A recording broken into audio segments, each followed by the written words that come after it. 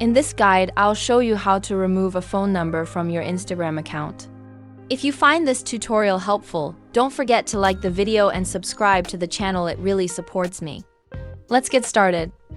If you have an old phone number linked to your Instagram that you no longer use, here's how to remove it. First, go to your profile page. Once there, tap on the 3 horizontal lines in the top right corner of the screen. Next, select Settings and Privacy from the menu. Scroll down and look for the Account Center option, then tap on it.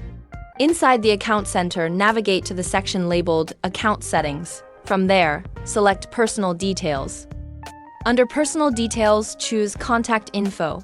Here, you'll see a list of emails and phone numbers linked to your account. Find the phone number you want to remove and tap on it.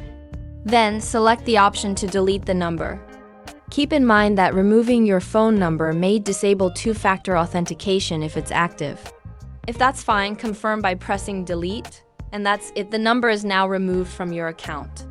If this guide was helpful, please like the video and consider subscribing for more tutorials like this. Thanks for watching.